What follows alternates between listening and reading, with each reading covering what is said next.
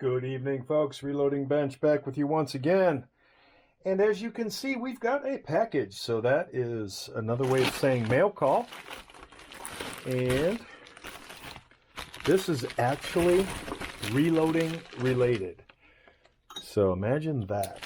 So we're going to take the shortcut opening approach to this particular package. And I saw this by mistake, which I can say about most of my reloading. Now somebody's on the video, watching the video going, Jesus H, whatever, when is he going to open the package? How long before he opens the package? I've had so many people complain about that, and it puts a smile on my face. So I saw this online. I'm like, huh? I didn't know this was a thing by this manufacturer, and I absolutely don't need it. But the interest value, and it's returnable because it's from the rainforest, free returns. But it's shipped from someplace that doesn't have free returns, which I thought was kind of funny. But I saw this online. I'm like, oh, I missed this introduction. So this particular item is the Lyman Accu-Prime. And it looks, what attracted me is it's kind of old school-ish, because I'm going to show you some of my other bench primers that I would call not old school. Well, one of them definitely old school, an RCBS, and then the other from Lee, not old school, but a bench primer that accomplishes the same thing. But the difference between the RCBS...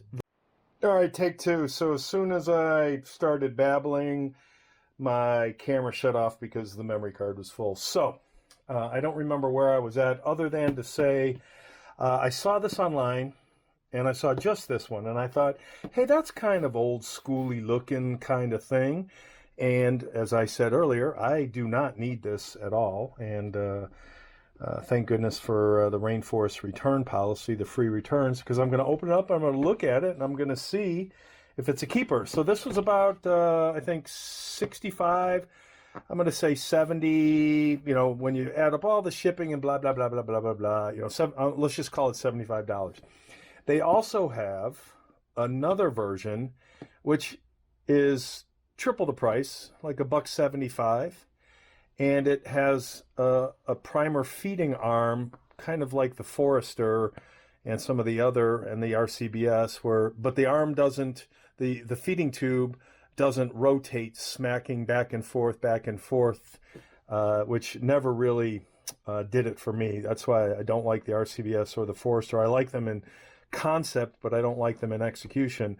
The Lyman version, however, has a forward back movement of the tube based on how you move the handle. And I'll show a picture of it right about here.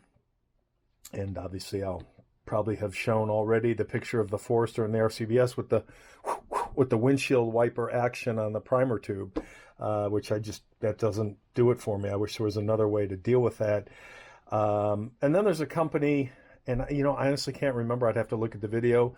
CPS is a something priming system, and it's like $800.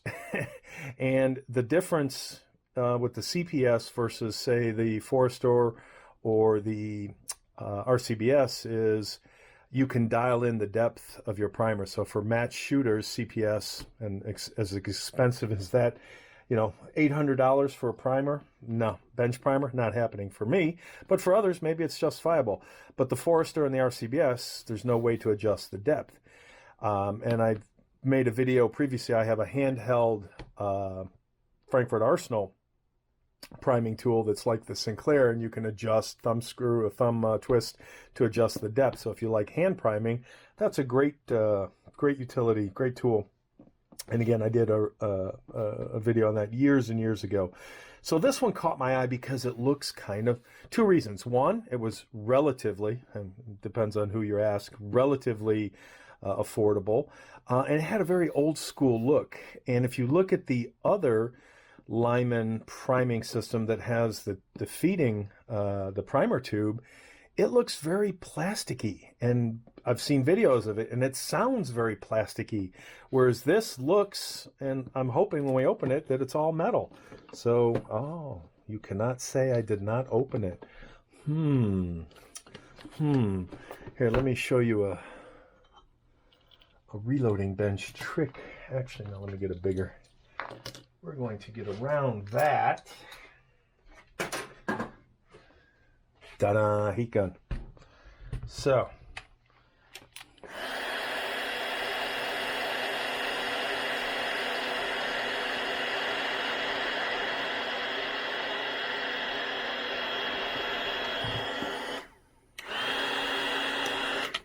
whoopsie. My plan failed. Too sharp on the knife. So technically we could say we didn't open it. But I have ethics and morale, so morals rather. I create morale with my morals. All right, so that might pass. All right, so what we've got here is, oh wow, they just stapled a shizzle out of that.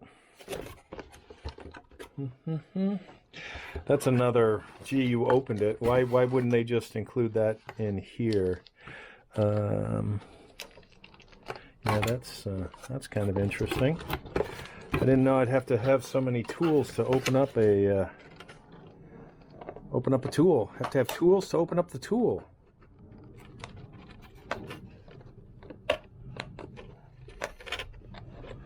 So what we're going to do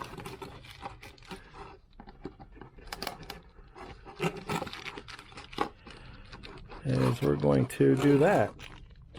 All right, so I actually do believe I'll be keeping this, but I like a challenge. So it comes with 2 screws to do the, comes with these 2 screws to mount this into. These are kind of stout. It's interesting to see how these are finished. These are your small and large primer, and this Allen wrench is to adjust the depth. And if memory serves, from what I researched, it's like 25,000th of an inch for one full rotation. Setup, we recommend shell holder. It takes, standard shell holders. That's something I didn't like based on what I saw, and I'll explain why. Stop immediately if any unusual force is felt during priming, because things will go boomy, boom, boom. All right, so where is, okay, so this is a cutaway of the priming punch in the raised position. So it talks about 1 complete revolution of the screw will change the setting on the primer punch by 25 thousandths of an inch. So 1/10 of a turn will change the setting 25 thousandths. So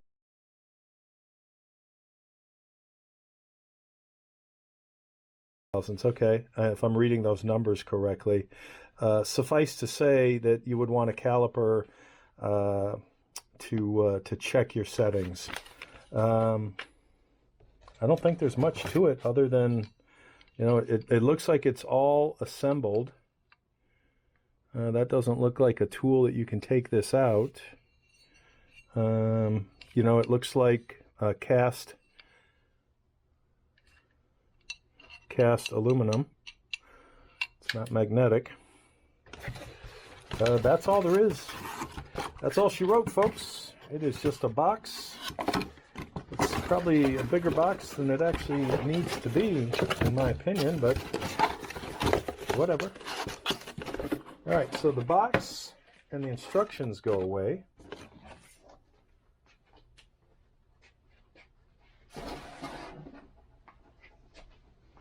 And it's a nice small unit.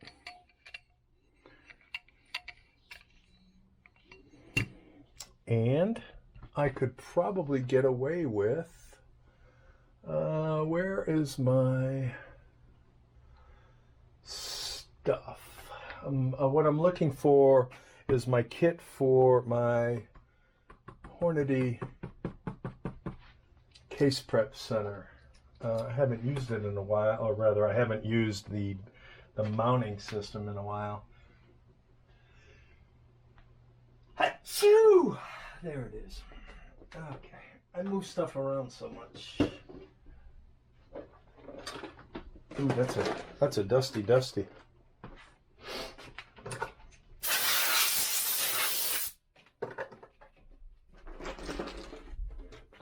Okay, so the reason I'm looking for this kit is for some of these, because I don't want to take it off. I'm not going to screw this in, and quite frankly, I don't know if...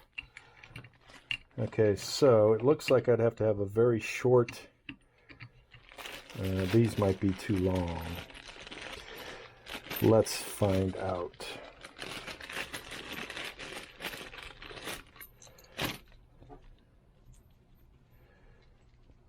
Yeah, it's probably going to be too long. So, my mounting, actually, maybe, yeah, you want something with a little more force. So I'm thinking, maybe we'll give it a try. We'll give it a try. Otherwise, we just find smaller bolts. So we'll try these two. We'll try 2 of these. See what happens. Otherwise, I'll go to plan B, which would be smaller bolts. So, give me a minute. I will get rid of some stuff, and I'll mount this to the T-slots. Back shortly. And a few moments later, we are back. So, I busted out my old Accu-Prime tray, just to put these, as you can see, not live primer. These are shot. So I took some tumbled brass, deprimed, to give us these. Not resized, just deprimed. So again, as you can see, those are duds. Duddy dud duds. So, mounted this, and it is, you know, whoopsie. That is hella solid. And now that I'm looking around, I'm like, where did I put the little bag of goodies? Where did I put the bag of goodies? Holy shit. Holy shit, Batman. Alright, we're going to probably have to go on pause again, because I have no clue when I move stuff around where the little baggie of primer arms went. Oh my goodness, that's gonna sucky suck. All right, we are back. I think I had a little OPS, and that's called old people syndrome, forgetting shit. And allergies kicking in. So, we are back. It is mounted. I have located where I put these. Was not paying attention. I can't remember what I said before, so I'll probably repeat myself. Some 45 ACP. Took some fired brass. Deprimed them. So we have a handful of deprimes. We've got some dead primers here, as you can see. I don't know how easily we're going to be able to measure the primer depth, but we're going to try. And as you can see, this is locked in there. I'm going to leave the paper handle on right now because there's no reason to take it off at the moment.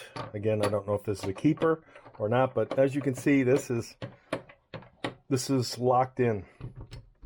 I think I could have gotten away with just one, but 2 makes it impervious to movement.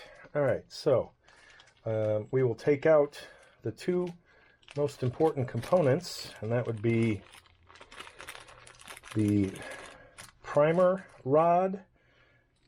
You don't need those screws ever again for my setup.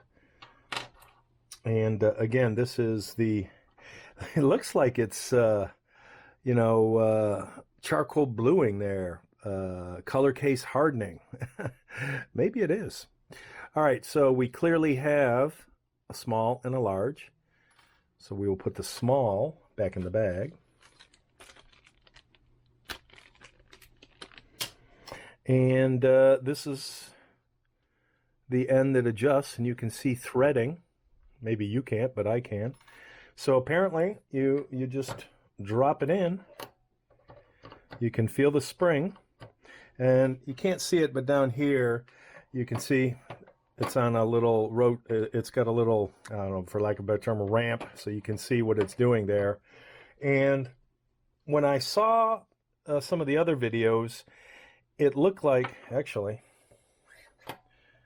I don't think, because it's a large primer, it'll go through that. So what I think I didn't like is that just sets in there. So there's no friction holding it in, no spring clamp, no anything. So yeah, I don't know how I feel about that. Maybe that keeps it in because, I guess, yeah, I will STF you. So because the primer rod is in there, then this kind of locks in with the primer rod. So I guess that's okay. Again, I was thinking maybe there'd be something that would clamp it in, but again, it's not going anywhere. The other thing that doesn't really float my boat, and somebody will probably have a conniption for it, and this will be a deal breaker for somebody. I mean, you got to handle every single primer, every single one. You're touching primers. The oil from your hand, so you know. The bench people won't be buying this. They'll be spending the $700, $800 on the CPS, or even the $200 version of this after tax, shipping, and everything, because that has, you know, the pickup tubes, which I think are an absolute waste. I would never use a pickup tube. I would be using my double alpha Primol. This thing is the absolute bomb. Best primer solution ever. And I was a fan of the Accu-Prime. In fact, there's my Accu-Prime tray, and I still have my Accu-Prime at arm's reach, but I don't use a Accu-Prime anymore. All right, so this is a prime piece of brass. This is an unprimed piece of brass. It should be as simple as, and it's very, very firm. And if memory serves, there's a stop. So it's not like you can keep pushing and seating that, and that is that looks to be you know, pretty darn good. Maybe a little proud. Let's see. No, that is flushy flush. So if this was my baseline, you know, there's no vibration. Let's see what it comes in at. Now the problem might be my dimple. I don't know if it'll register. It looks like a little over 2/1000th of an inch, and ideal priming from my understanding is about 3,000. So I don't know. I'm going to try and catch the cup here, and that is right at 0. So I don't know if my little dimple here, which I think is probably giving me a false positive in terms of the depth. Yeah, we're at 0, so we're flush. We'll take this measurement. We're at 8.92, rather 0.892. And again, it depends on where it's catching the brass. Make that 0.88. 0.88. All right, so 0.88. Let's put a little dot facing me. 0.88. Let's throw another primer in. So this is not fast. So for the person who really likes the manualness, and that's not good either. So for the person who likes the manual, and this is a perfect example, I just put it in upside down, which sucks. So again, for the person who likes the manualness, let me make sure I don't wipe that little witness mark off. All right, so there's my full stop.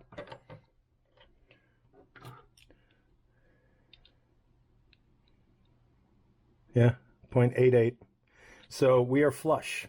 So I'm not going to adjust this because I don't have a reason to adjust it. And it might be going back. I don't know if this is a keeper. So it works. You know, again, I don't have anything negative to say about it. I like the fact that it's all aluminum-ish. Is there steel in here anywhere? And it looks like the only steel is the shell holder and the primer rod. Everything else, this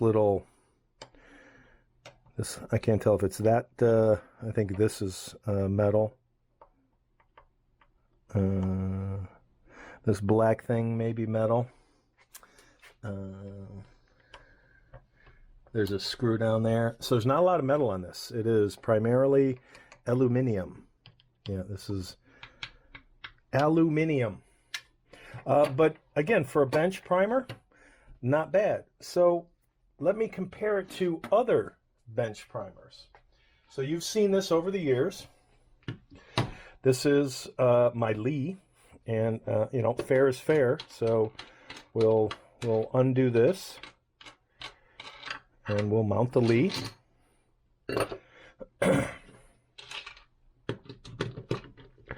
Now, I don't know if these screws will work because I had to cut them down for this since it's so low, but it looks like we're whoa, Murphy's Law.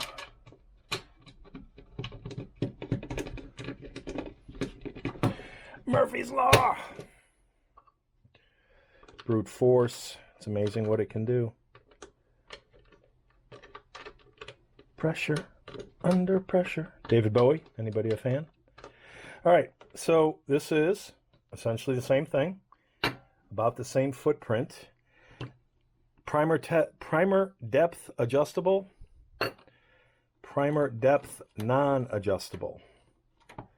So this would be, I think you have to push down and remove. Let me get this, because the last time I used this was for 223.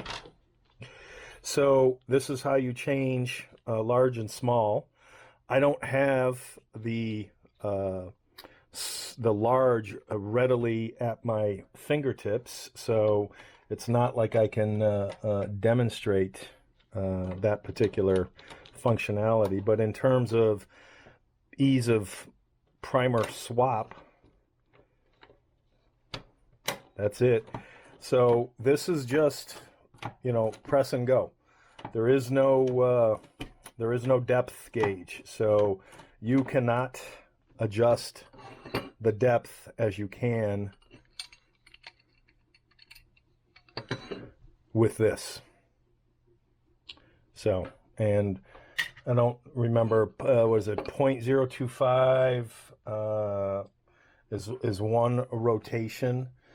So 0.025.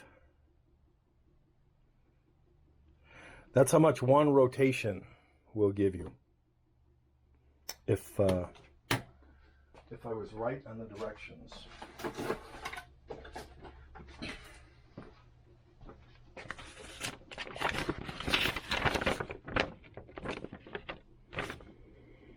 Yes, one complete revolution will give you 0.025 of an inch. So 25 thousandths is 1/10 of a turn, which is kind of shitty because, you know, trying to, I guess you'll have to look at this and pretend it's a clock, and 1/10 is just a fraction of a turn. You know, it is what it is. So my suggestion would be, you know, if you want a deeper, you know, if you want that 3,000th of an inch punch in terms of the depth on the primer, you measure it out and then you adjust accordingly. This tool cannot do that. So this is a great little fast primer, but the other issue is, and I don't even remember, it's been so long, this, you don't have to touch primers. So you unlock it, you open it, you throw your primers in, You lock it. Obviously, I think the newer versions have a setting so that you can shake them up so that they don't fall into oh no, yeah, that's it right there. It's the on setting. There we go. So the on setting opens that channel up. I think the older ones didn't have the on setting. They just had open and lock. Open meaning open this, lock meaning lock that, and then once it was locked, you had primers. But the benefit of this is you're not touching primers. You know, you do your thing, do your thing, do your thing, do your thing, do your thing. So this would be faster than this. But for the bench rest shooter who wants to make sure they have consistency, I would say that this is going to be more consistent. This would be more consistent because you have a start and a stop. You could say you have a start and a stop here, but I could, you know, heavy hand this. So let's say I seated it gently. I could force it. You can see the primer arm. You know, let's say, oh, I just want to do that. I could force it in a little deeper. And, you know, your consistency is wherever you stop on the handle. So the benefit, no touching the primer. The con, you cannot control how deep. You know, maybe you get used to a certain level of how hard you push, but this would give you, in my opinion, better consistency, but you're going to be touching the primers in each case. And then for an old school version, I've shown this years ago as well. This, again, because I do not like the RCBS with the, you know, the windshield wiper primer tube or the Forester coax bench primer, because, you know, I'm just not a fan of that primer tube whipping around constantly. It, you know, paranoia, whatever you want to call it. So this is a very similar design to this. The difference being the adjustability. And now that I have this out, I don't know if I want to take this apart. This is also spring loaded, but the primer arm is, as you can see, there's the spring for the large. So, you know, this is not adjustable, and I could not use this unless I were to make something in the lathe that was an adapter, meaning, you know, cut some rolled steel that length and then push this in, and then this could be adjustable, but I'm probably not going to do that. So this is more for historical purposes, but this is, you know, 40 years old. I love this design. This is, you know, ahead of its time. This is going to be small. Wasn't it small? I believe that's small. Yes, this is small. So that would have to be 9 milli. And I unfortunately did 45 ACP with large. So in hindsight, if I was to rewind, I should have deprimed some 9mm, because then I could have done 9, 9, and 9. But you get the idea. So this is essentially the exact same thing. It has a start stroke, and I would have to run it down here. Actually, I'd probably put it, because when you see the length of pull there, that's longer than the bench. So I would have to have this on something in order to utilize that. Where this, I don't run into that issue. So again, this is way old school, but I love the mechanics and the material.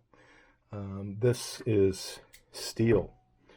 This is cast. That's steel. That's steel. And it's just a beautiful testament to yesteryear. But essentially the same thing, just a cam. This is the cam, only it's horizontal instead of vertical.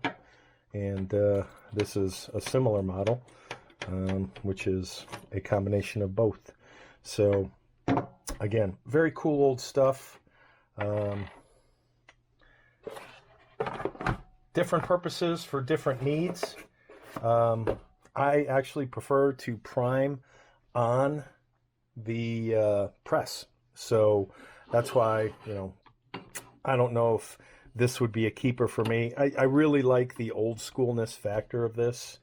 I think that's got some coolness to it. You know, the fact that I have to touch every single primer, yeah, I'm not a big fan of that idea. That doesn't really float my boat. So, you know, again, but I also don't like the I'm going to call it the cheesiness of the $175 version of this. It's a lot more plastic. I would have preferred they stuck to this kind of design. Functionality wise, same thing. You know, you've got a bench primer with a right-handed, you know, top to bottom stroke. So if you're left-handed, you know, it'd be just the reverse. Yeah, I'm just not a fan of, it just looks a little too cheesy for me. And when you look at the cost of something like the CPS or other higher end stuff, the value isn't there for me either, just because of what I need out of priming and my caliber of shooting. So again, it's a cool little primer. Is it a keeper? I'm going to say on the fence about that. Later.